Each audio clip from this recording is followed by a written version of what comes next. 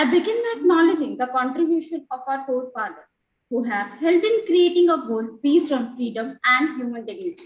I extend my respect to people of diverse cultures, faiths, colors, and genders, and pledge to work for equity, inclusivity, peace, and harmony.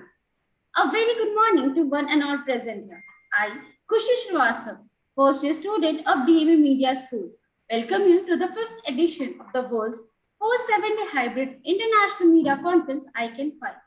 The International Media Conference ICAN5 is being organized by DME Media School of Delhi Metropolitan Education in collaboration with the School of Communication and Creative Arts, Deakin University, Melbourne, Australia.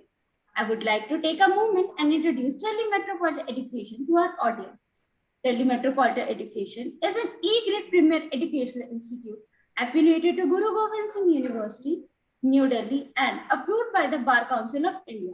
DME Media School is one of the most promising institutes in the country. It offers BA in journalism and mass communication.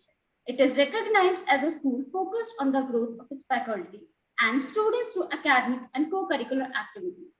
Major flagship events and initiatives of the school include PG Varghese Lecture Series, Peer-to-Peer FDP, International Film Festival, CIFI, International Conference ICAN, and Ritika Convention of Media Students, and newly added to the list is Vibrant India Series. ICAN5 has come up with the theme Inclusivity, Convergence, and Alternative Negotiations with hashtag Communication for All. ICAN5 has the support of 18 partners, including the International Association of Media and Communication Research, IMCR Gender Section, and GMAC Global Media and Education Council as the conference partners. Knowledge partners for ICAN5 Motilal Chaturvedi University, Bhopal, Madhya Pradesh, Vigyan Prasad, Government of India, and KSF Suri Foundation. For ICAN5, international partners are Institute for International Journalism, Ohio University, US, Green University, Bangladesh, and Daffodil Culture Partner, Beacon House National University, Pakistan. Media partners for ICAN5 are Amar Ujala, The Policy Times, Jai Hind Times, and The Hindi Post. ICAN5 is powered by Asian Media and Cultural Studies Network, Australia, India Film Practitioners and Researchers Network, SPARC, the Student Council of DME Media School, and RIM, Research and Innovation in Media, Research Cell of DME. The conference is supported by NOTO, National Organ and Tissue Transplant Organization, Ministry of Health and Family Welfare, Government of India. Since 2018, DME Media School has been organizing the international conference ICAN. The themes for the former editions were India in Changing Aspects of News in ICAN1, Indian cinema and alternate networks in ICAN2, Issues of Community, Agenda and News in ICAN3 with the hashtag Conference for Change, Information, Communication and Artificial Networks in ICAN4 with hashtag Communication Redefined. ICAN5 will witness a total of 26 sessions, including 18 live sessions, 5 hybrid sessions, and 3 physical sessions. The schedule comprises of 10 technical sessions, 3 workshops, 2 master classes, and 2 plenary sessions, and 5 panel discussions. Proud to mention here that all technical sessions are being chaired by women scholars representing different states and countries. It gives me immense pleasure that ICAN5 will go live on the official Facebook page of DME for various sessions. For more information, follow us on our social media handles. We are sharing the links in the chat box very soon. I invite Professor Dr. Ambeer Saxena, Dean DME Media School and convener of ICAN5, to give his opening remarks. Over to you, sir. Yeah. I begin today by acknowledging the contribution of our forefathers who have helped in creating a world based on freedom and human dignity. I extend my respect to people of diverse culture, faith, color, and gender, and pledge to work for equity, inclusivity, peace, and harmony. So today is the 5th day of the 5th edition of ICAN conference. This conference we started in the year 2018, and since that this has become an annual exercise. This has become part of the calendar, and despite COVID-19 and every odds that we have been facing, we have not stopped. Even during 2020, when we were suffering because of COVID-19 and the dates were exactly clashing with the dates of the first lockdown, we extended the conference to June, and then we conducted it instead of a 4-day, which was actually planned in the physical space, we did it for 10 days. And it was all live sessions were there. In last year also, we were planning to do it in the hybrid mode, but then the second wave is struck. Again, we had to shift the dates, but then we did it for 10 long days in the digital live mode. This year, we planned it in the hybrid mode, and it's happening in the hybrid mode, wherein number of sessions are happening in the physical mode like this. A few technical sessions are in the physical mode, and then there are certain sessions which are in the hybrid mode, wherein we have followed a mix of the online and offline, and some sessions are completely in the physical space.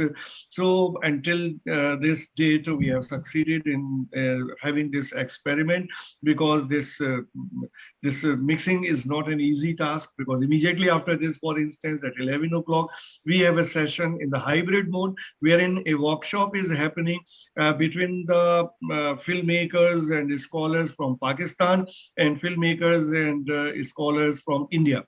So it's a completely hybrid mode, which will be happening at exactly after 1.5 hours, about 70, 80 minutes after this. So a different kind of arrangements will be required, and the team will be engaged in doing all that. So, but then this in itself is something which we all enjoy doing.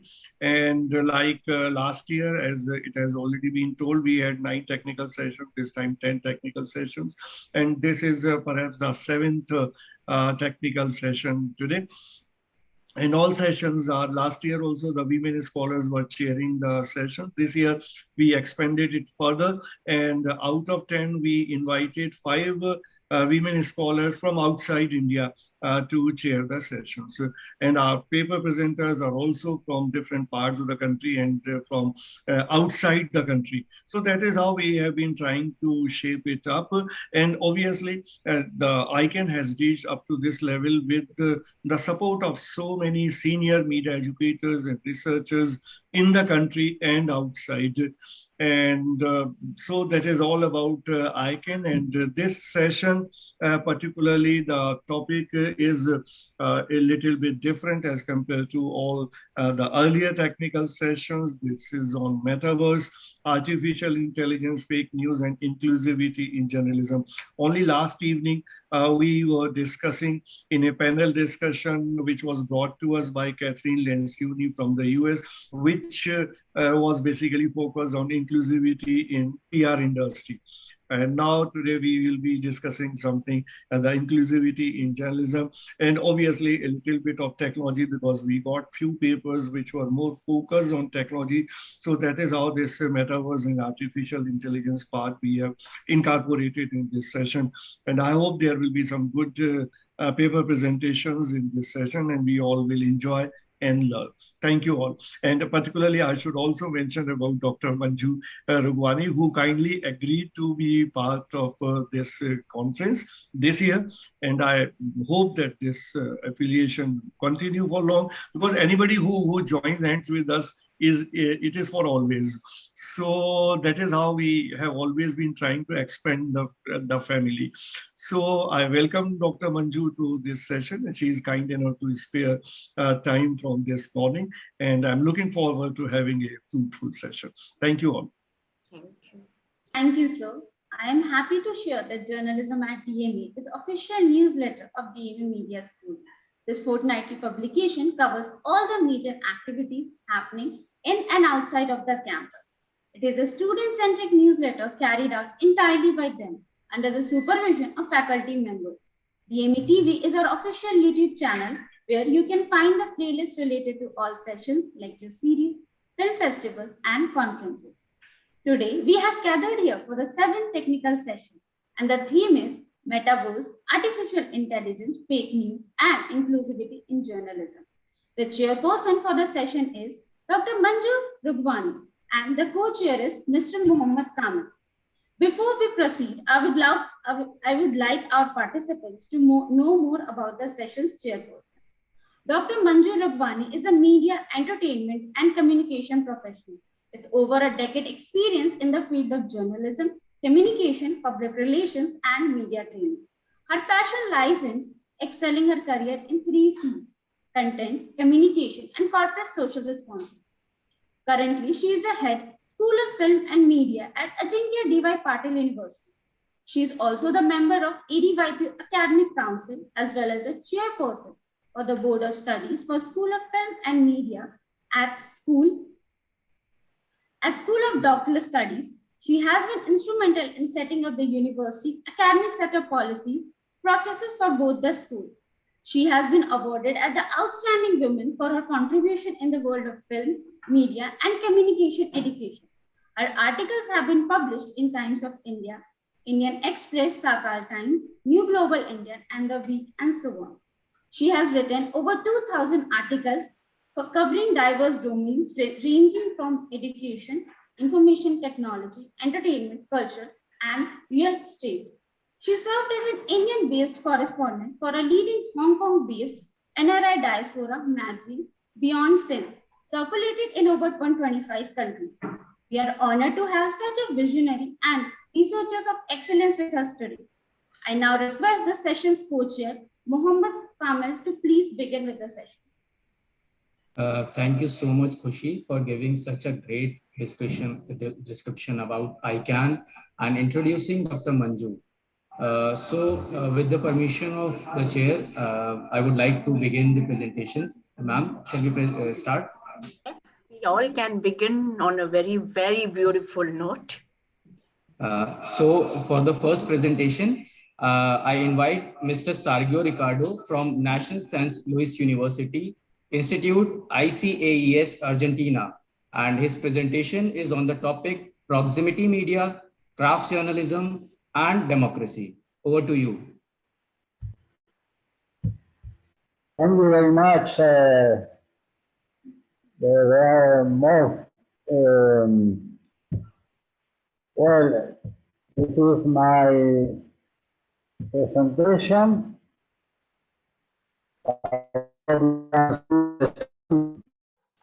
Well, I am a journalist and communicator in Argentina. I work in higher education, and my field of study is the communication and the education.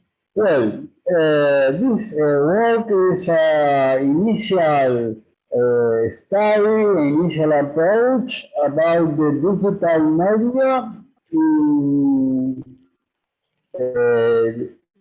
San Luis, Argentina. San Luis is a province in the center of Argentina.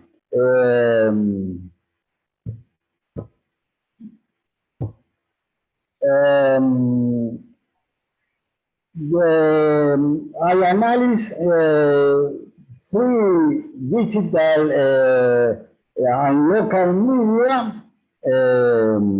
in the province of San Luis. These are proximity media with a deep connection with the local audience. Some of them just have a website on other social presence, others have their own radio. The category of proximity media is novel to characterize the small alternative media that with difficulties offer visions of different reality in our context. Globalization, the centrality of communication and new digital technology as vector of new forms of social unity in the development of urban culture, currently define a new process of development and collective construction that ascend the asymmetric forms of globalization and social representation characteristics of urban culture and capitalism. On a global level, in the mid-1990 years, after years, a permanent decline in the number of readers of the newspaper began. The interesting is the digital publishing on the internet requires some technical skills. Metaverse was invented in the late 1990s, and some advertisers started directing their investment to digital seats. The social media changed distribution and a paid newspaper that produced uncontrolled content. And before the newspaper showed the best news, now Google does. If the media are guarantors of democracy, it cannot complete if only the central media are considered. Those that belong to the large groups, those that above all sex cyclic economic profitability. The global media began a profound understanding where technological transformation and the strange penetration of the internet had a great influence. What about our Paris? What about San Luis? It's a small province with barely 500,000 inhabitants, located in the center of Argentina. Since the return of democracy in the country in December 1993, the province has basically been governed with the brothers Rodriguez Saab, who says they belong to the Peronist Party. Over the years, his permanence in power has created and reinforced a true cultural hegemony that translates into the prominence of the executive powers over the democratic powers such as Congress and Jews. For the Secretary of Communication of the government of San Luis, it is distributed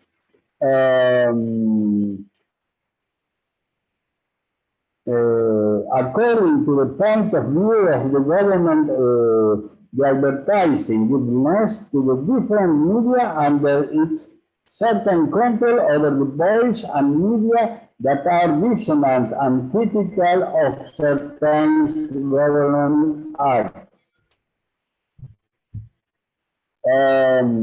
The permanence of a small group in power in San Luis has created a cultural hegemony that infers and is perceived in different social, cultural, educational, labor, communicative, and political expression. Governor Alberto Rodriguez has a strong control over the media and journalists in San Luis. Well, some approach, some concepts about the local media. Local media brings together community media as well as small, private, and commercial media, which manage to survive in a turbulent context by offering alternative point of view with scarce resource in San Luis context. These media have a different logics of development and action than traditional media. Their economic resources from commercial advertising are scarce, and these media have the interest of the audience, but have a hard time supporting them. Argentina experiencing high inflation process in recent months due to national policy. However, the geography of San Luis shows that in many places These media do not exist, and therefore the information needs of important community groups cannot be met.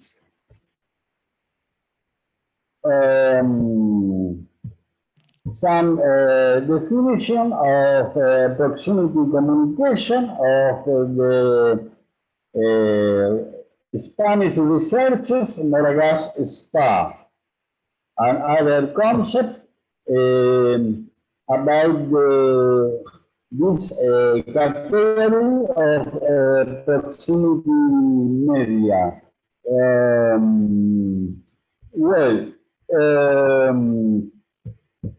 Some words about the audience in San Luis and the audience in general.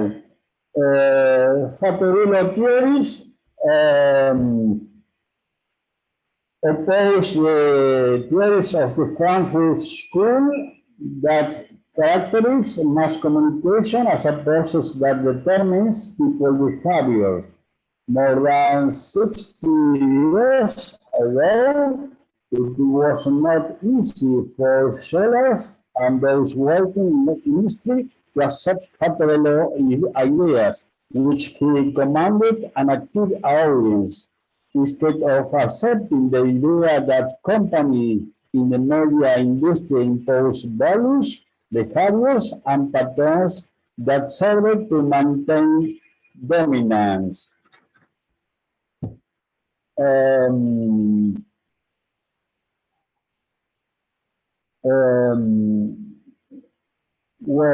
Fattorello focused on audience as active participants and as the axis of the communication process. Undoubtedly, the participation of the audience is essential to perfect the informative device of the media. There were two pseudo-phenomena demonstrated the validity of Fattorello theory. In the online space, prosumers have the potential to sell a good variety of content. Otherwise, as a large number of studios shows, where there is a lack for cultural correspondence, the relationship of information will not have the desired effect. The mass media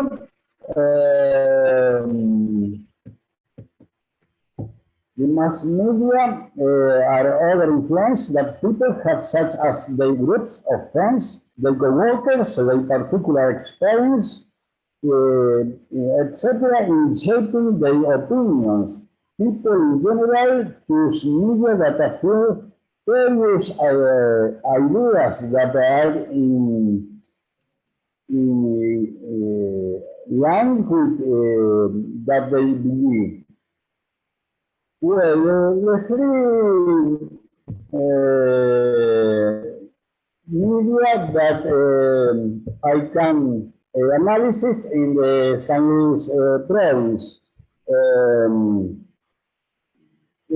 Three paradigmatic media of communication are examined, such as El Chorrillero, this is the first, Villa Mercedes Info, the second, and Mohd Info, the third.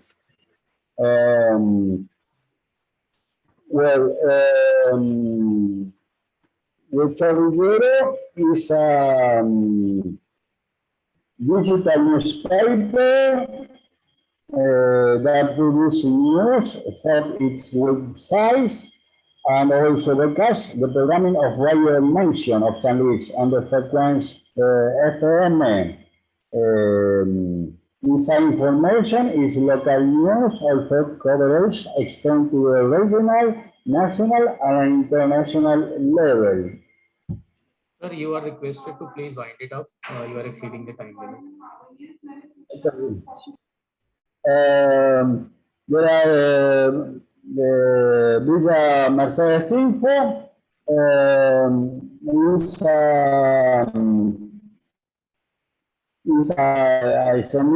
site that can be watched on the radio programs. Villa Mercedes Info and persons itself as the city portal. The users are mostly local, include national news using the service of the National State News Agency. And our media is informal for digital media. The nonsense scores are the front page, latest news, society, politics, the bad news, sport, culture, tourists.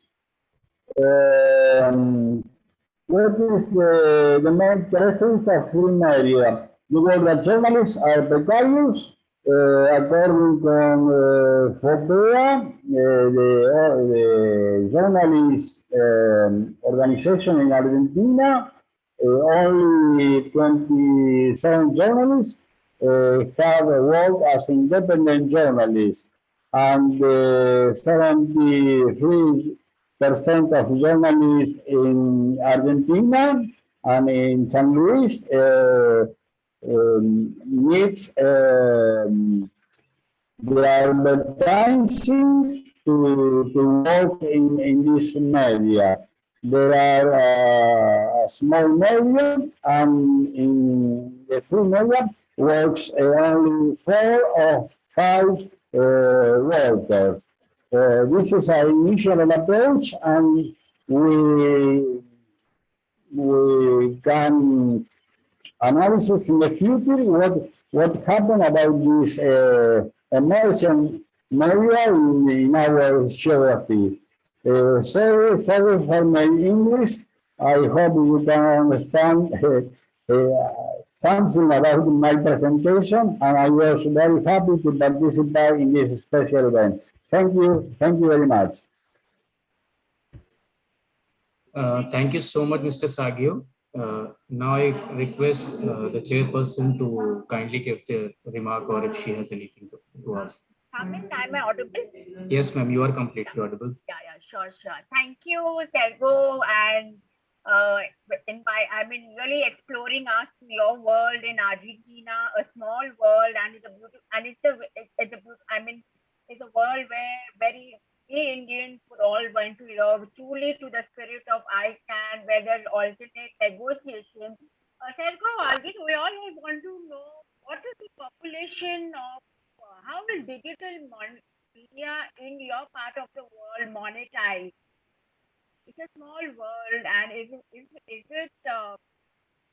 simple? I would say, is it fully democratic? What is kind of content you said? Is it the paid form of communication, or journalism is it done in the true spirit?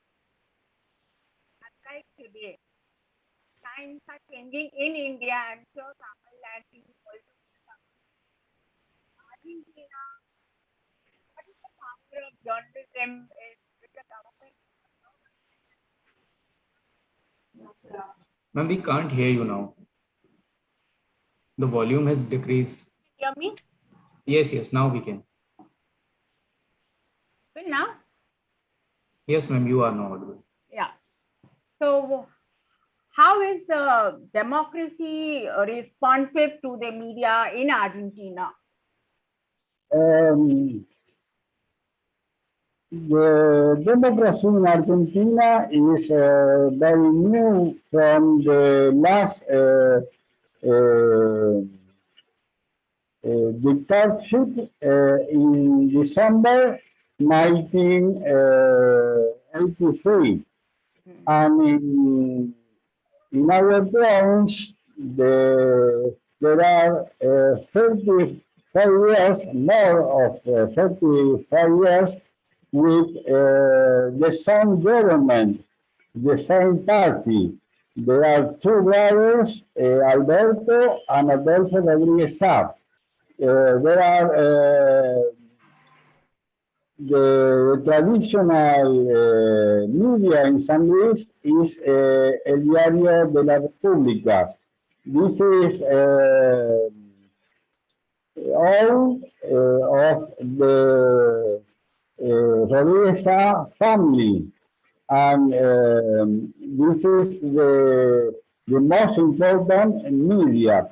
This is a small media, this El Torrillero, Informerlo, Villa Mercedes Info. There are new boys about new journalists with a small resource where work 3, 4, or 5 journalists write and speak about the other reality, other point of view, other alternative view of the things that happen in our province.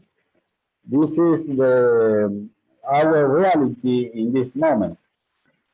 What was your purpose of having writing this paper? I was trying to focus on the specifics of your paper. So it's an exploratory study. How did you do the data collection into derive from your journalism? You mentioned your interesting finding that employment, there are up to 5 journalists. How did you come to that conclusion? Please, can you repeat the question? Dr. Manju, can you repeat? Yeah, you mentioned the facts and figures in terms of employment of journalism in Sandli, right? So did you do any survey or did you do any research? How did you justify and validate these figures? Or is it your opinion on the particular topic? At the end of the day, when we all do research studies, we all explore and come to a conclusion. No, it's just a simple curiosity question because the different scenarios, different countries have different dynamics. So it's just it's what I'm looking at. I think that in the future, in our context, we can see the merging of other digital media and the audience in the main city, San Luis and Villa Mercedes, can get media and news, but in other geography of our province, in some place of Argentina too, there are not media, there are not local media, there are not proximity media with news from the people. And this is the main question, the main problem of Argentine journalists.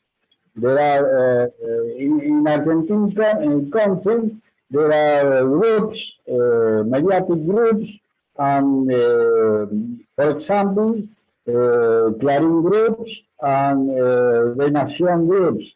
There are big newspapers with channels, with television, with radio, and the audience in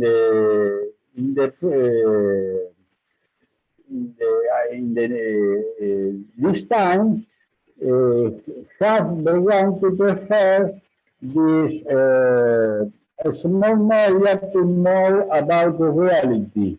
We can study about this process.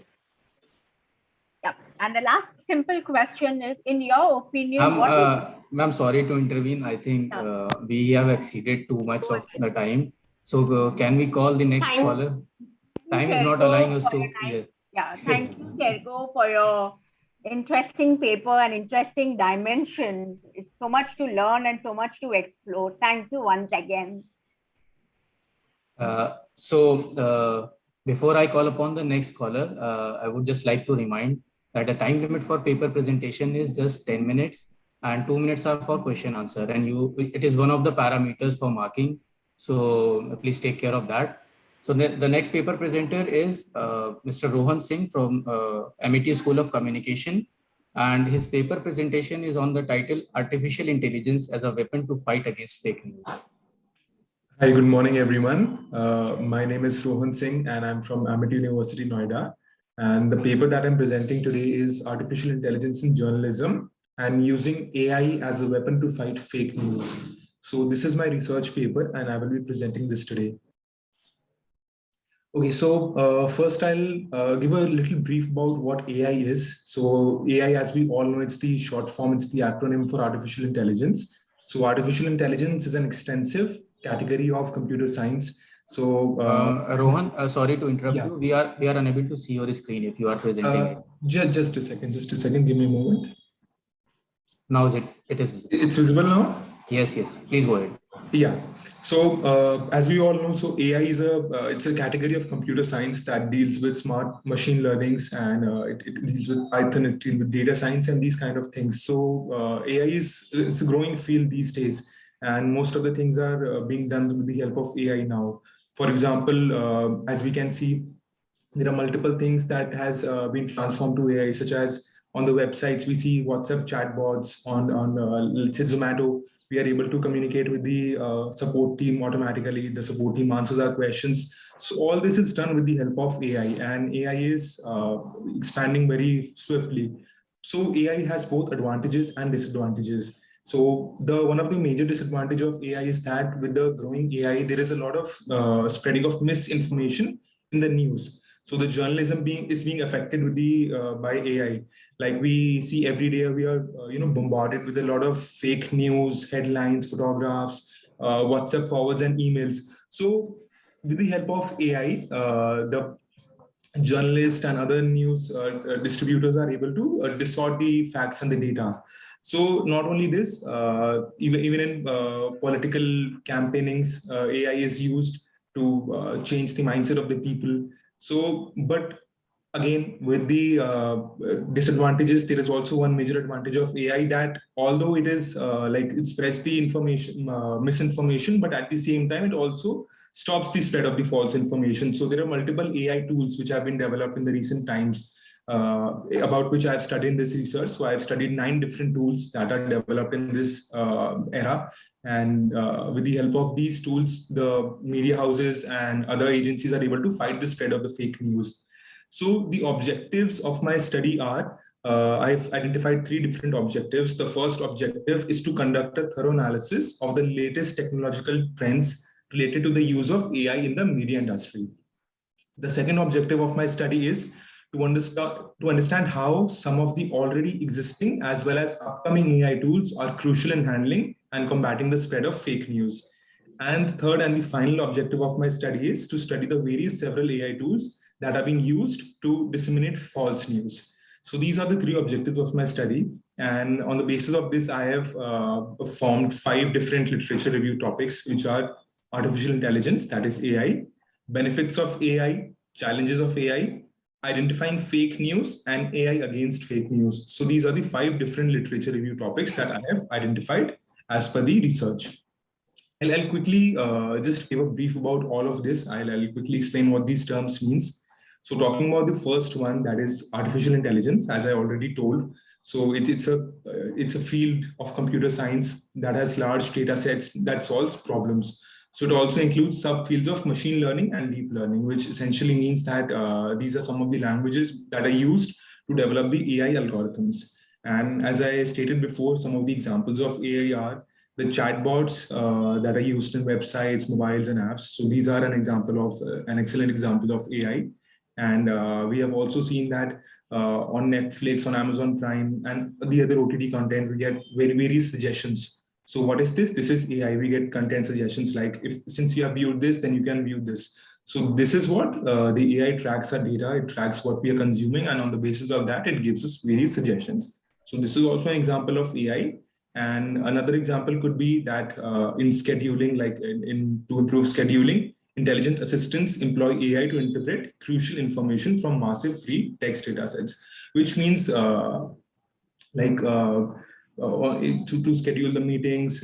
So all this has been done automatically. So this entire process is now automated, and AI is being used highly in this process. So the benefits of AI is that a lot of work that was earlier done by humans is now being shifted to the artificial intelligence systems. So the AI algorithms that are developed, they are taking up much of the day-to-day tasks that were done by humans. So it saves a lot of time, and AI is available 24/7. There is no stopping of the work. So 24/7, the AI systems can work as compared to humans who can only work for a limited hours during a day. And it also helps in making decision making easier and very quick and very smart. And it has a potential in a lot of sectors, a lot of different sectors. So be it the mining sector, the coal sector, the IT sector. So in almost every sector, AI has a very huge demand, and very high advantages is there in every sector. So these are some of the cost, and it also has the facility of repetition. So if one task has been performed by AI, so without any additional cost, without any much of an added cost, the task can be re-performed. So this is another advantage of AI. But with the advantages, challenges also come. So the two major challenges that AI faces is mostly in journalism, that is data ethics and fairness. So what I mean by data ethics is that it is the informed consent, privacy and data protection, ownership, rationality, and transparency. These are the important ethics. These are the important aspects of data ethics.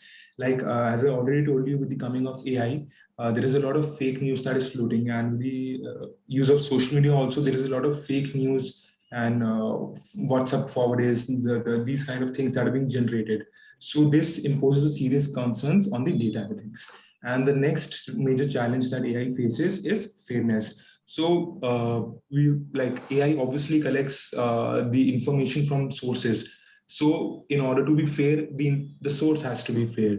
So if the source is not fair, it's not free against any prejudice, such as any gender biases, sexual orientation, sociological factors, environmental factors. So the AI would also not give accurate results. And another challenge of AI is that there are certain things that AI cannot do, like it cannot identify the natural human language, like the tones we use, the sarcasms we use. So AI fails to understand these kind of things. Now, what is fake news? Fake news is fake news is defined as news piece that are purposefully and verifiably untrue and have potential to mislead the readers. So fake news can be like fabrication of serious importance. These can be hoaxes, and these can be fake humor news. So these are all the fake news that are related to journalism. Then Rohan, please, Rohan, sorry to interrupt. Please come to the conclusion part. You have only 2 minutes for the presentation. Okay. So the conclusion of this is like AI, since it is in a developing stage, so it is not exactly there needs to be done a lot of improvements, and the need of the hour is to use a hybrid model. So because of the human literacy and the mental limits that the AI cannot perform, so a hybrid model solution is required that should have the incorporation of both the humans and the machines. So AI is still in the developing stage. Although AI can help to fight a lot of fake news, it can help to identify fake news and just clear out the fake news. But at the same time, because of the challenges of the AI and the challenge of not being able to identify some human tones, sarcasms, so that is why a hybrid model is needed at the current time. So with the growth of AI, we hope to see that we'll be able to completely fight fake news in journalism with the help of AI. So this was the conclusion of my report. And this was basically drawn on the basis of 9 different tools that I identified. So these were the 9 different tools that were studied in the research, that were automated fact-checking system, claim buster, diversify news, bait busters, FIB, fight hoax. So all these were different tools that were studied, and these are the tools that are present in the current time that are used to fight the fake news in journalism. So these are developed by different people, by different universities, and these are used for different purposes. For example, this claim buster is one tool that uses machine learning and database query techniques to identify what is true and what is untrue. So it uses some facts, and on the basis of those facts, it identifies whether the information is correct or not. Then fight hoax, as the name suggests, so it is fighting against all the hoax news that we see. So it uses artificial intelligence to improve news analysis and data journalism. So it can determine whether a piece of conduct is a clickbait piece, or it contains any disinformation or any hate speech. So this all is done with the help of AI and the language that has been used. And fake rank. So again, fake rank, with the help of fake rank, it uses to identify whether the ads are spam, viruses, or any offensive content. So on the basis of past data, it identifies whether the ad is correct or incorrect. So this is also done with the help of AI. Thank you, Rohan, for an interesting paper on AI, fake news, and the tools that you have to. One simple question I have is, another two, will AI end human creativity? Will creativity be killed through the power of AI? That's number one. Number two, the second question I ask at one go, what is the future? How are Indian media and entertainment companies using AI today? All right, thank you, ma'am. The first question, to answer the first question. So AI does not stop creativity. I believe that AI just takes over the clerical task that the human does. So let's say if we are doing any task that is very repetitive and does not need our creativity, so that can be assigned to the AI systems. So it saves a lot of time, and the time that has been saved, that can be used to focus more on the creative work. So in my opinion, AI does not exactly stop creativity. It in fact, opens more doors for creativity. Since we unlock more time, then we can focus more on the creativity, and the day-to-day tasks. Those kind of things can be assigned to the AI systems. And the second question, the role of how the Indian media is using AI. So again, in the same way, we see on the various news channels, the social media pages, their blogs. So what they are doing is they have incorporated the AI systems, and they are just creating clickbait types of news. So they just want to earn more revenue, they want to gain more impressions. So they have developed AI systems which do not, they solely focus on creating such content that is that serves as a clickbait for the people. So they spread out the information, they spread on various blogs, various articles, and these kind of things. Okay, and could you tell us what is the future? How is AI technology currently deployed in Indian media and entertainment industries? You talked of fake news. Even Indian publishing houses, broadcast channels, digital portals are all buying the fake news trend battle and all that. So what is the future like in India?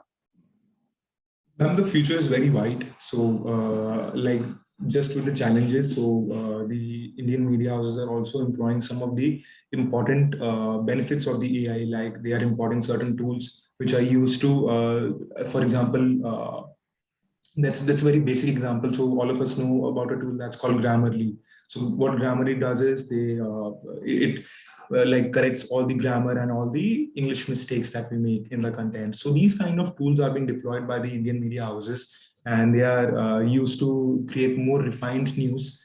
And with the help of these, so the scope is very wide. More and more AI would be deployed by the Indian media and both the international media. So they would be deploying AI for both the good things and the bad things also, like fake news. Okay, thank you, Rohan, for your interest. Very, very well researched, informative paper. And good luck to you for your future endeavors in this area of research. Thank you so much, ma'am. It was an opportunity to present. Thank you so much. Thank you, Rohan. Please stop sharing the screen. So the next paper presenter is Mr. Anurag Gupta. He is a research scholar at K.R. Mangalam University and currently working as an assistant professor at Vivekananda Institute of Professional Studies, Technical Campus.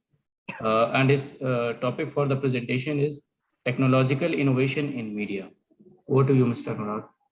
Thank you, Kamil sir. Good morning, Dr. Manju and everyone present here. Kamil sir, can you present my presentation? It's not yes, I can. Yet. Yes, I can. Thank you.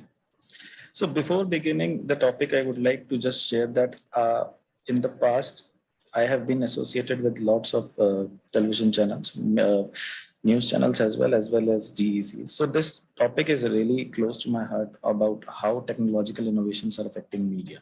When we talk about technological innovations, we need to understand that the first innovation or the method that changed the scene and the scope of media that we see today is when John Gutenberg in 15th century developed the process of printing using a movable metal type. That technique completely revolutionize how, sir, the presentation is still not visible. Yeah. So when John Gutenberg devised a method to create and to make a publication, that technique revolutionized the way information was disseminated. Now, everything can be produced on large scale and quickly. Later on in the 17th century, newspapers came into existence, radio came into existence in the 19th century, later on the internet or the WWW, World Wide Web as we know it, and smartphones. These are the broad technological innovations that we have seen in media till now. So when we talk about innovation or change, the change can only be brought with the new innovations. With the evolution of technology, several services and media products are changing. Media creation and distribution techniques are also evolving. The ownership of media and their funding are continuously shifting. The role of user is evolving, and our beliefs and perceptions of media is also shifting. The main role of communication technology has become well known at present time because we have entered into an era of rationality. So this paper tries to offer an overview of the media innovation study area and proposes a three-step technique for analyzing and creating media innovations. So media technology is developing at a rate that is unfathomable to us as the era of reason has gradually begun, and to emerge from its infancy and take shape, the role of media technology has also become more crucial. The development of media industry encouraged through a variety of further initiatives, speeding up the rate at which science and technology were transforming people's lives. One of the main drivers driving the growth of media firms is the new technology, which is intensified by the internet, new media, cloud technology, and big data.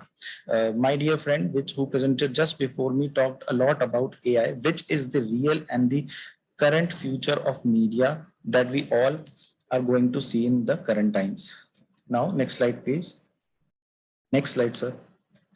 So the objective of my study is to study the fundamental structure of technological innovation in media, how innovation can help media, what different types of innovation that we have seen, and to explore the importance of technological innovations in media.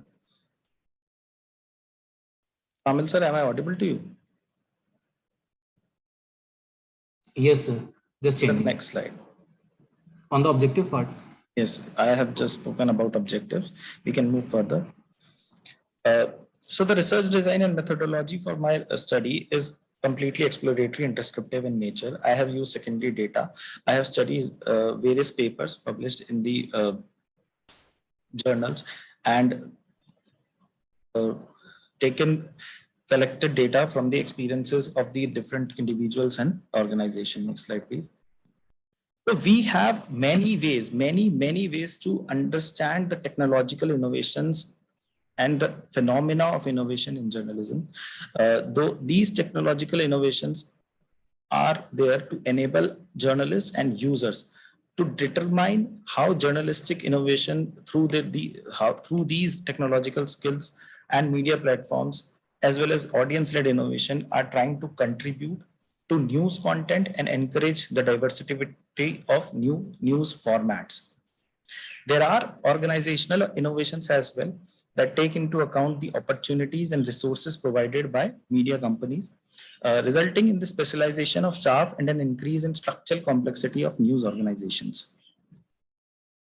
Innovation is all about advancement. Products and services under the media brand are changing. Currently, media is making changes to its production and distribution services. Both the ownership and the funding of the business media are changing. The tasks that the users are doing are changing. As a result, our ideas about media are also changing. Provision of a broader perspective, new insights into and a greater understanding of what distinguishes media innovations, how media innovation evolves, what structural conditions facilitate and shape innovation, and what the most recent tendencies in product development and user involvement are some of the most significant contributions that the developing field of research known as media innovation studies can make. Next slide, please. When we talk about innovation, the phrase innovation is very ambiguous. and it can be used in many different contexts. Innovation is frequently used in place of the word invention in everyday speech. On the other hand, innovation and invention are frequently considered as two separate concepts in writing about innovation. And innovation is the implementation of this innovation in the market or social setting, whereas an invention is a novel idea or a fresh theoretical framework. An invention can be compared to a model in theory or a fresh concept. A substantial period of time usually takes place for an invention, between an invention and an innovation. So we need to understand how innovation and invention are different. So the process of incorporating something novel into current socioeconomic framework is therefore referred to as innovation. It is possible to build an innovation utilizing already existing technology and products from the market. The notion that previously gained knowledge is applied in novel circumstances, which in turn open up new chances, is one of the most crucial things to keep in mind when attempting to understand innovation. Now, for this study, I have taken up 4 types of innovations that we have seen in media industry. And there are many other types of innovations also, but we will be discussing on these 4 broad terms. First is the paradigm innovation. The process when you alter an underlying mental model, and as a result, a change to how innovation is done is known as a paradigm innovation shift. The paradigm innovation is significant not only because it promotes economic growth, but also because it creates entirely new riches. Similar changes are taking place in the publishing industry as well, with the focus shifting from printed publication to online services. Media businesses are intensifying their efforts to find profitable ways to provide services online to all its consumers and users. An example of typical innovation is the datafication process, which collects and analyzes user interactions with media content and services for business goals. This method is sometimes referred to as data mining. Datafication follows earlier major changes like digitization. Next is the product innovation. Product is the innovation category that is most frequently discussed. In fact, when most people think of innovation, they think of business that are focused on producing goods. It is fairly common phenomena that involves both the process of developing new goods or services as well as new ones. The launch of Saregama Karava, a series, an illustration of a product-based innovation, changed the way a sizable number of people interact with digital services. Third is the process innovation. A change to the method used to produce and distribute goods and services is referred to as a process innovation. Process innovation, which is frequently carried out within an organization, places its main emphasis on the modification of operating methods. There are several frameworks and tools available to aid in the process of innovation, like the flow process charts, and it may be substantial impact on the efficiency and profitability of a business. This comprises how media firms carry out their various activities. It also includes actions that users conduct as part of collaborative innovation. Fourth is your position innovation. Position innovation, which includes adjustment to how goods and services are positioned or presented. When media corporations reposition their trademark good or services, they engage in a process known as position innovation. Repositioning refers to the act of taking a good or service and offering it in a different market or with a different angle. Current and relevant example of this is a number of newspaper brands before branching out into radio and television networks. These companies were initially positioned around newspapers only. Coming to the discussion part of this study, the growth of funding and revenue, as well as innovation for an audience with always rising expectation, is all related to journalism innovation. Diversity in news forms is one aspect of journalism innovation that is crucial for the industry's existence as well as for the journalism to carry out its democratic duties. We always talk about journalism and media as the 4th pillar of the democracy, but for journalists to carry out its democratic duties, it is the sustainability of news industries that they both are dependent on. Technology has always spurred innovation in news production and dissemination methods as well as journalistic practices. But the past few years have seen a significant increase in innovation and experimentation. This is partly attributable to the emergence of fresh funding sources, the majority of which originate from significant technology platforms like Google. For journalists, it has been difficult to navigate the shift from an information scarce world to one that is now overflowing with information. The vast amount of video, audio, photograph, and text that are posted online every minute of every day make it impossible for a single journalist, let alone a team of journalists, to filter through them all to find the stories that are important enough to be covered by the media. Therefore, we require software which is used to filter user-generated contents, which automatically tag information with metadata and do primary evaluations.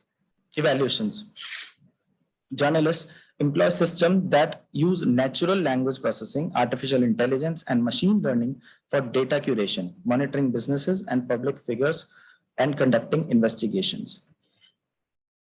Slide, please. Yes. Keeping it short, now it is very crucial to consider the role of each person, every group, and every piece of technology that plays an important role in the entire innovation process when going through it.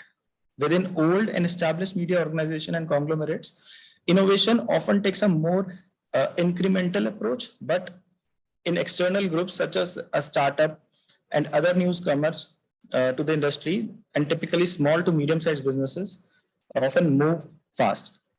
So in my conclusion, I would like to conclude by saying that the role that technology plays in the world of news can be divided into three different categories. The category number one is that it helps journalists to carry out their responsibilities easily and more fast.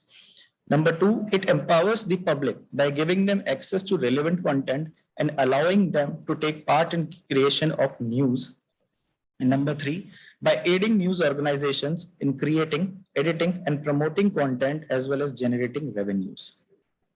So in this study, we talked about a few instances of innovation journalism at its best, while also noting that innovation has the potential to both help and harm media.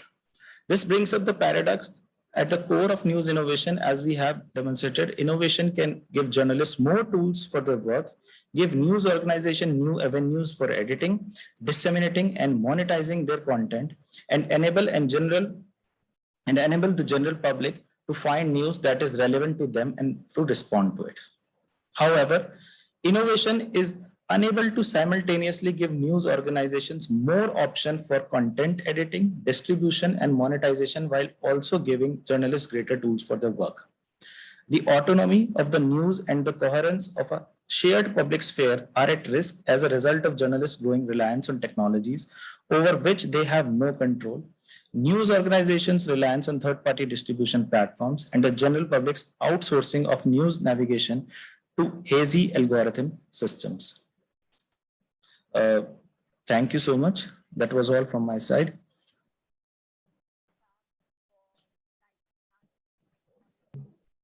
Ma'am, you are not audible. We cannot hear you. Hello. Yes, ma'am. Now we can. Yeah. Thank you, Anurag, for a very crisp, detailed technological innovation. Can you just throw light upon how we're talking of innovation in journalism, and now we are moving to community side, bit side journalism concept? What is your take on that? We are losing your audio. Can you please repeat the question? Hello, you can hear me now? Yes, very clear. Yeah. With community journalism, social media journalism, consumers are producers of content, producers are consumers of content, vice versa. And in a diverse country like India, where the markets of rural India, urban areas are very different, what is your opinion on your take of innovation in small size publishing houses? When we talk about innovation and user-generated content, it is very much helpful in moving from the mainstream media to the social media platforms and encouraging the community journalists, like you said, like we had earlier used to have citizen journalists in the newspaper and print publishing department. Now it is very easy for everybody to come live, go online and present their facts and thoughts. But it is also very disturbing and confusing when we have a lot many opinions and not authenticated by everybody and anybody. We believe in news because they come from a very reliable source, and we trust that if somebody is reporting, being a national brand, national television channel, national newspaper, that they are stating the fact. But when we are bombarded with all the information that is coming from the amateur world, be it amateur or be it a specialized world, like be it the mobile journalism that we see with a lot of new old journalists going directly into the ground and reporting, it is difficult to sift through what is right and what is wrong. That is where the concept of AI, hazy algorithm systems, and fake news come into existence. I have not touched upon those things because those are completely different topics. And here I wanted to only stick to how technological innovations can help or harm media. Could you just illustrate with one example or a case study that you have used to derive your conclusions of your study? It will throw much more light on that. Yeah. So when we talk about Google, when we talk about how financing can help or harm innovations, it is how Google allows Google journalist platform, which is very helpful to journalists to write, edit, and create content, but it shifted its focus from Europe to other part of the world in 2019. So it was giving them a very wide and good platform till 2019, but it shifted its focus. So when we talk about how the funding from big houses, conglomerates help in the innovation part, it also sometimes harms them without even knowing them. Okay, I think Mohammed Kamil sir, thank you so much, Anurag. Thank you so much, ma'am. A very interesting insights on technological innovation in India, and good luck. Keep exploring, keep discovering. Is what we keep learning. We all learn, relearn, unlearn, and it's what my experiences have been for the last 20-21 years. Sure, ma'am. Thank you so much. Thank you so much, ma'am. Next, we have Mr. Hardeep Singh. He is an assistant professor at LLDIMS Institute, and he will be presenting a paper on impact of fake news in the era of social media. I'll be sharing the screen on his behalf. Am I audible? Yes. Yes. So good morning, everyone. First of all, it's such a pleasure for me to be able to present the paper over here, because I used to be like, I was part of DME during my graduation days, and I was one of the students who inducted this 2018 first session. So the circle comes around and I got this opportunity to present the paper now. So my paper is impact of fake news in the era of social media. So basically, in the age of 5G internet, everyone is connected with. In the age of 5G internet, everyone is connected with social media. Like teenagers are using it for their identity, to make their identities. Youngster youth are using it to stay connected with everyone. So overall, the social media is a phenomena that everyone is using these days. Hardeep, your PPT is not visible. I guess. I have shared it. Is it visible now? It is already on my screen. नहीं sir, आपको screen दूसरा share करिए, वो folder दिख रहा है. Okay, I am sharing it again. Now, is it visible? Yes. And I request the scholars to focus and devote more time on the analysis, objective, and conclusion part, because we are running short of time. Perfect. So as I just said, that internet is something that has made everyone to know about social media, and social media is one phenomena that everyone is using. So it has made a world more connected place, but with every good thing comes with some sort of a negative aspect also. And the impact of the fake news is one of the things that which we can see over the recent times, like things such as Bitcoin currency crashing, or WhatsApp universities, which disseminate this information for their own agenda. So such things are very much in trend these days, which gave me the idea to do a research on this to understand the perception and impact of on the people who are using this social media platform on a regular basis. So I would request you to shift on the next slide. So a research was conducted in a semi-urban area of Hyderabad, where I live, to understand on a regular basis, day-to-day people, what they have a perception regarding this. A primary data was collected within 75 respondents, and it was a convenient sampling that was done to the nearby resources, whomsoever was willing to share their information and their perception regarding it. Now the content analysis. Next slide, sir. So as you can see, majority of people are in the age of above 18 to 30, mostly youngsters, and they were They were the main respondents to it. Next slide, sir. This is the thing. Like among the 75 respondents, no one was there who wasn't using the social media as a platform. Everyone was connected to social media, which is which we can say we cannot escape the reality of it. And social media is a part of our day-to-day life. Next, the platform which they use the most, or which they use most often, Instagram. The long gone days when Facebook used to lead this thing, and now Instagram is taking over, and WhatsApp is the second most widely used platform among the respondents. So how much time do they spend over this? Like as I said, it's a very diverse. Some spend more than 2 hours, some spend less than 2 hours, and on a regular basis. Very few of them are there who can say that they are spending it on a minutes. Next slide, sir. So for what main purpose do they use the social media? They are basically using it to stay connected, to get information for their pleasure, to pass their time, to understand, to watch reels, to make reels, to make content, for influencing purposes, for vlogging. These are the different concepts for which the social media is being used. Next slide, sir. So do now we come to on the main part. Like, are they using the social media? Whatever they are reading, are they enhancing on it? Are they understanding that they are verifying the sources or not? So as you can clearly see that majority of the audience is not given care about what they are reading, and is it from an official site? Do they do fact checking about it? Is it an authentic site? So majority of people, either they are not aware about it, or they do not care about what they are reading. They do not take an extra effort to understand whether the thing which they are reading, or which the information which they are disseminating after reading it has came from an authentic medium or not. Next slide, sir. So have you ever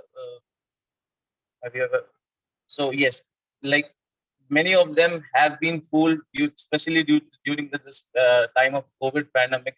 Many of times there were fake news, like related to the Tablighi Jamaat, related to the COVID vaccines, or related to any other things during the COVID time. The hype was such that many of cannot recall that how many number of times they were fooled, whether it was related to the CBSE board examination, or uh, um, various other incidents also. Next. So it's a very diverse response over here. Like, do you know if you are reading the accurate and reliable source? So majority of them are aware or not aware. Because the thing is, even the respondents, if they are aware of it, no one can check whether the fact is right or wrong, because this is something which, like, AI is also working upon, government policy is also working upon. So the information which is available on the internet is a very difficult to track or trace that either the facts are right or wrong. Next, sir. So what is the reason of people being prone to fake news? Is because it's like, as I said, a platform which is so easily accessible uh, can be used wrongly, not having a proper right of tool to understand where to check the information, not having a digital sense is making the things difficult for everyone, is making a social media a difficult place to believe or trust upon. Next, sir. You believe that technology has made you smarter? Like as I said, uh, so as a respondent said that majority of them, as you can say, they cannot call it upon that technology or social media is making them more informed, or many of them doubt about the capabilities of social media as a platform to share information. So that's it. Next slide, sir. So the conclusion, it's the process, the whole concept of social media is very deeply included among the people. And the process to check the right information or to know what thing is right or wrong is very difficult to find. It's just that people are so much connected, like 100% of the respondents were involved in it. People are so much connected with it that to develop a platform or to develop a process where the right information can be checked will take a very long time. And that's it. I would like to like sum up this thing. It required a very long time to like social media as a platform of sharing information. It required a very long time to be worked upon. Yes, thank you. I hope I did make it short, very short and simple. Thank you, Hardeep, for the very intense analysis of impact of fake news on social media. What was the geographical scope of this study? What was the geographical scope of this study? When you asked 75 respondents, were they from Delhi or were they pan India? Yes, that they were from the district of Faridabad, like the place where I live. Yes. Okay. And what was the age group maximum? What was the target age group of population that were using in your in social media for your study? Like majority of them were like for me to connect, as I said, it was convenient sampling. So for me to get response, majority of them were from 18 to 30, because they are the people who know actual technicalities of the questions which I have put them, and they were able to answer, or for me, I was able to get more of the information from them. Okay, what data analysis techniques you use to analyze this data besides pie charts and graphs and all? What was your hypothesis that you framed to come to your conclusion? Like the hypothesis was like the main thing was to understand the impact that impact on of a social media when it comes to news sharing on the minds of a semi-urban area of like Faridabad. Like the main perception of this. So were they aware about it? Do they know information? Do they know what they are doing related to it? Are they informed about the jargons? Are they informed what is going wrong or what they are doing right? So this was the main hypothesis, like which was to be like the last one. While you were concluding, what impact did you notice in your sampling size of your population? Was there a positive impact, negative impact, or a neutral impact? How do you foresee that? The thing, if you ask me personally, is that they are so much like they on a regular basis they are using it, and they are so habitual of it that whatever the media, the platform is providing to them, they are like using it. Like it's a just for example, it's a uses and gratification theory. Like people are using it for their for to be aware, and they are using it for their pleasure, and they don't give about the facts if it is right or wrong, because they have been exploited for so many long time now. Okay. So the people are becoming used to it, and they don't give they don't especially precisely give a time upon whether the fact or the information which is being shared is right or wrong. Yeah, thank you, Hardeep, and wish you all the best in this area of research. Hope we all contribute to this body of knowledge in the world of technology, artificial intelligence, and fake news. There's so much happening, and we see that in the future also the times will be more challenging. Thank you, Hardeep. Thank you, Hardeep. Thank you, sir. Thank you. So the next participant is Shahid Mushtaq Shah. He's a student at MIT University, and the topic of presentation is Portrayal of Indian Men Cricketers in Indian Media. Shahid, we can't hear you. No, you are not audible. In the meanwhile, I invite Ms. Sana Javed. She is also a student of MIT University, and the presentation topic is content variety in online citizen journalism and e-news articles. Sana, you can present your paper. Good morning, sir. Sir, actually, I'm not able to share my PPT. I'll share it for you. Okay, sir.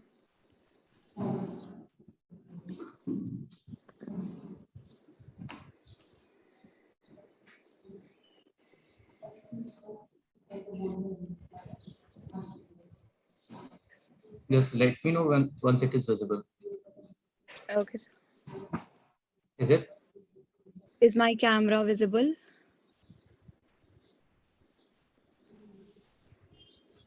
Sana, you can start. Sir, I'm saying, am I visible? Yes, you are visible. So if I talk about the topic that I have chosen is citizen journalism. So if I talk about citizen journalism, it is based upon the citizens who play a dynamic role in the process of news collecting, be it editing, blogs.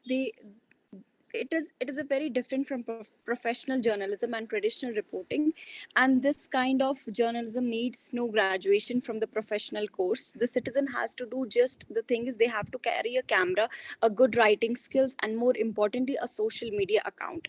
It is not necessary that a person should be professional or they should produce and publish proper news. They need to know how to handle social media like Facebook, Twitter, Instagram. So please change the slide. Okay, so when we talk of this citizen journalism, as it's a form of alternative media, presents a radical challenge to professional and institutionalized practices of mainstream media. So we say that people without professional journalism training can use the tools of modern technology and the global distribution of the internet to create argument or fact check media on their own or in the collaboration with the others. If we talk about this citizen journalism in brief, we can say that there are two different ways through which a citizen journalists can work. Either they can work on their own or they can work with the organization. If they're working on their own, the citizen journalism who are working on their own means that they create something by themselves. Like they create blogs, they create news, they just tweet something which they know about it. Instead of adding something to the existing publications, they create something and publish it on their own. Like they publish it on social media and they create vlog or they create websites. What they do when they publish it on social media, the creative creators actively use their social media accounts like Twitter, Instagram, Facebook, or others to publish their comments, photographs, or opinions. And if they create a vlog or a website, when a person feels the urge to comment on an issue or tell it out, that when the person creates their blog or a website. So can you please change the slide? Okay. When we talk of this theories of citizenship, so we need to make sure that theories of citizenship can be categorized in two cores. Those that consider journalism only for citizenship and those that consider journalism as a citizenship. The classical model of citizenship base is the base of the two theories of citizenship. The classical model is rooted in the ideology of informed citizen and places emphasis on the role of journalists rather than on the citizens. The classical mode has four main characters: journalist, role of informing citizens. Citizens are more likely to participate that more informed citizen participate. The second theory considers journalism as citizenship. This theory focuses on different aspects of citizen identity and activity and understands citizen journalism as directly constituting citizenship. When we just talk about the types of citizen journalism, as I already said that we have two. One is working on their own and the other is working with the organization. So what we need to do is a lot of citizen journalists work with the news organization and help them publish with the newspapers with a lot of proper sources, like for example comment on the articles published, crowdsource live logging, These journalists, what they do is they can go to a news articles published on a news websites and comment on the articles. This will catch the reader's eye and they get to give more attention to the articles. When we talk of crowd sources is done by professional journalists as well. It means getting sources and information from the crowd to complete a full article. Live logging, as we see in the present scenario, blogging has become the most important thing, as people know about the information through vlogging. Sorry to interrupt, Sana. I request you to come to the objective analysis and conclusion part. It is taking too much time. Okay, sir, sure. So can you change the slide? Okay, so if we talk about citizen journalism in the present scenario, we see that they take more seriously the mainstream media. This is because the mainstream media sometimes fail to cover what is important and what loses its creatability. More citizen journalists have started producing news with proper fact checking and the right sources. They cover a lot of events and critical happenings in their day-to-day life. They focus more on the issue. Basically, they focus more on the issue and the information that is possible and that is available. In today's scenario, we see citizen journalisms are becoming more trustworthy and are being allowed more by the audience, and also they are fearless most of the times. And we see the citizen journalists are more live, active, and report the wanted news. That if they see that there is something lack of self-control on publishing news, they see the main information is to be missing. Also, the authenticity of the reporting is becoming less in 1 in 10 times, but the future is in the hands of citizen journalists now, and the more people are becoming educated and are exposed to the technology and its growth, the more is the emergence of citizen journalists. Thank you.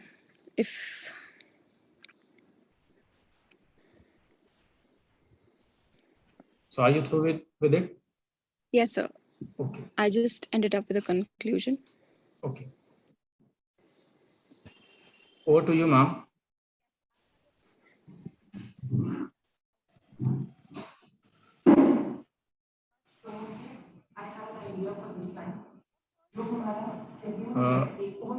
Manju, ma'am.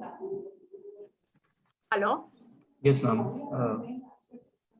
Sana, what was the objective of writing the research paper? That's one. And two, what is your take of citizen journalism in this era of social media? A quick answer in 1 minute. Okay, ma'am. So basically, my main motive of writing this on citizen journalism was, as I have been a part of journalism. I was a journalism student last year. I did my bachelor's in journalism, so I have a pretty good idea about it. So I feel like the citizen journalisms, they are just given a free hand contributors during a critical instance.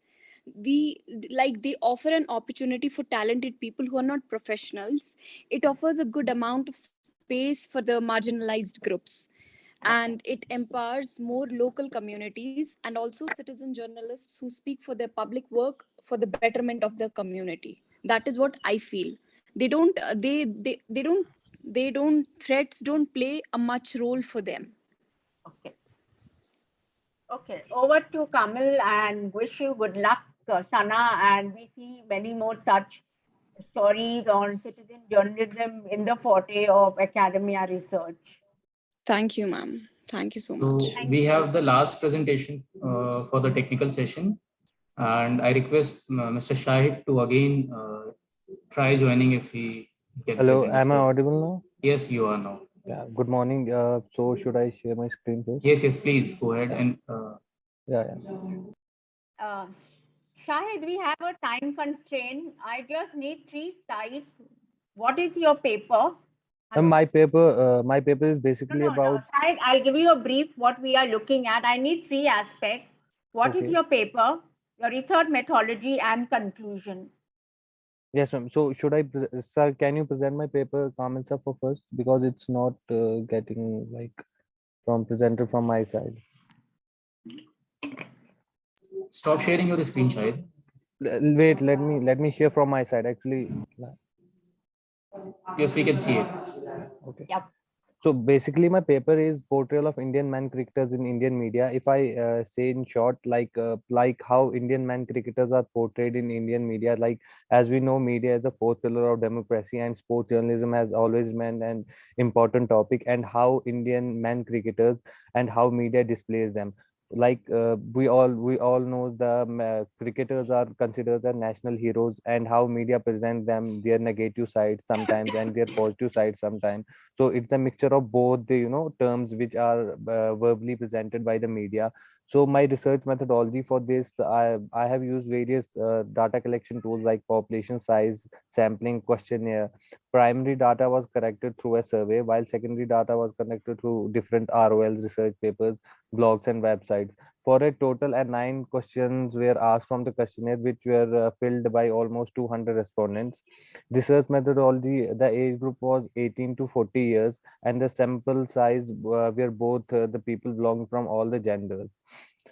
So descriptive analysis was research in the research for collecting the data, and the questionnaire was sent through various emails and WhatsApp groups. So, and the 9 questions were, the first question was, are you fan of cricket? In which the people replied with 60% replied with yes. And these were basically the 9 questions. I'm not going to elaborate them. Like these were basically the 9 questions which were asked, and the responses were gained from the respondents. So the mostly the people at the end of the my paper, I the conclusion was made that most of the people that responded were mainly the youth belonging from the male population, and they are mostly were interested in cricket. Now if I discuss about the limitations of the research, my research was only limited to a particular region, that was Noida NCR. So I was not able to diversify about about other regions of the population. If we talk about the future relevance of the study, we know the cricketers have both negative and positive impacts on us. So, and how media displays them also plays a very vital role in the, if we talk about the present scenario. Okay, I have one simple question. Yes, ma'am. Yes, one second. Yes, The ma'am. the one question before we wind up this technical session, and I hand over to Mohammed Kamil. Yes, sir. Yes, Uh, ma'am. Shahid, what was your idea of doing this on male cricketers? And we are talking of inclusivity today. Yes, Why ma'am. didn't you cover the women cricketers?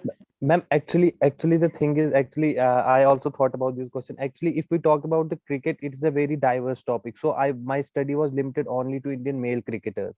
If I included female cricketers, so it have become a big, then I have to research a lot about, and the data was not available yet. So I only limited my study for Indian male cricketers, and in fact, I didn't included the status of the international cricketer. That is also a limitation of my study. So my main study was limited to only Indian male cricketers for now. Okay. Yes, Thank ma'am. you so much. And I hope in the near run you do on your study on women cricketers, Yes, because ma'am. we Sure, ma'am. talk of inclusivity, I think the popularity of the game is Yes, also ma'am. media focusing to this, Yes, ma'am. but I think even the women cricket is also now Yes, ma'am. emerging popular, and media Yes, ma'am. Sure. also has opened its mind to reach out towards inclusivity and gender equality. Yes, Thank ma'am. you, Shahid, Thank and you, ma'am. over to Mohammed Kamil. Thank you. Thank you. Thank you, Shahid. Please stop sharing your screen. Before I hand over this session to Khushi Srivastav, the anchor for this session, I would like to announce the name of the best paper presenter for technical session 5. It is Dr. Sumedha from DME Media School, and her presentation was on the paper Twitter as a public relation tool, analysis of tweets of top companies in India. And the best paper for technical session 6, it was Dr. Manasvi Maheshwari, and the paper title was Photojournalism During Pandemic. It was a thematic analysis of photographs published in Times of India. Now I hand over the session to Khushi Srivastav. Thank you, sir. I invite Professor Dr. Sushmita Bala, Head DME Media School and Chief Associate Convener, ICAN5, to give their concluding remarks. Over to you, ma'am. Thank you, Khushi. Thanks to all of you for this session. This session on Metaverse, artificial intelligence, fake news and inclusivity in journalism was really a great session, good session. We all understand about AI, fake news, and inclusivity in journalism. The paper presented in this session, Technological Innovation in Media, Artificial Intelligence as a Weapon to Fight Against Fake News. While a scholar from Argentina talked about proximity media and democracy. So nice session. Thanks, Dr. Manju Rughwani, for chairing this session, for providing valuable input to paper presenters. Thanks again to Manju ma'am, and thanks to all the paper presenters present here. Thank you. Thank you, ma'am, for being. It's an honor being part of the interaction. It's all about learning and discussion. We all learn with each other. Thank you, ma'am. Thank you. And a big thank you to Dr. Amrit Saxena, sir. I have no words to tell me a big thank, but it is a beginning of this wonderful association. I never expected a book which I learned and adored all my life, and I'm called all this stuff. Thank you, sir, so much once again. And I'm not saying thank you. We all connect and collaborate, and we all exchange knowledge and share with each other. Yeah. Thank you. Thank you.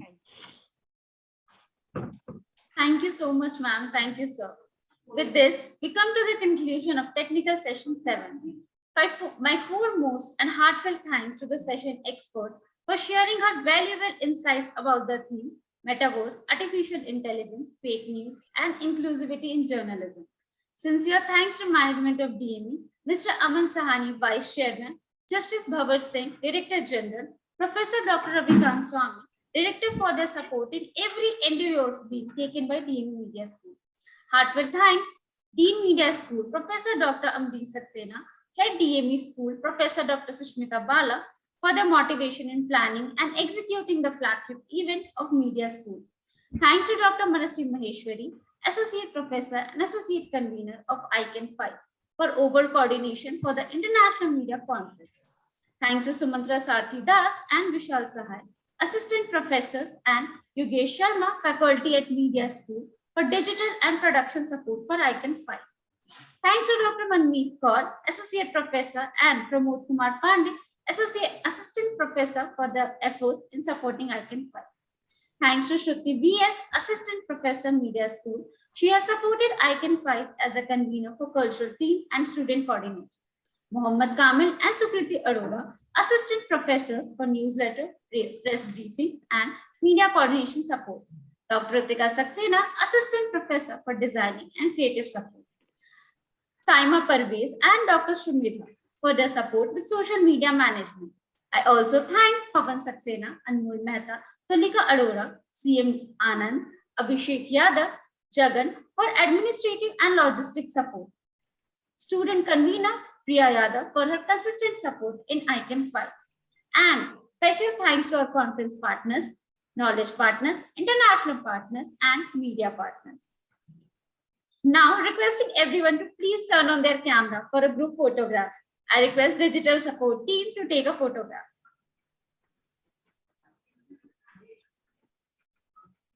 All presenters, kindly open your camera, switch on your camera. Presenters are requested to turn on the camera. Rohan Singh, Shahid. Sana, Rohan, Shahid. I've given rights to everyone. Anyone can open their camera now. Yeah. Given rights. Shalu.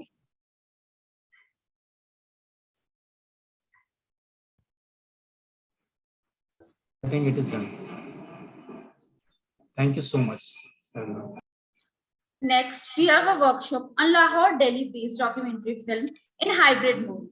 And the resource persons are Dr. Wajia Raza Rizvi, Associate Professor, School of Media and Mass Communication, Beacon House, National University, Pakistan, and Dr.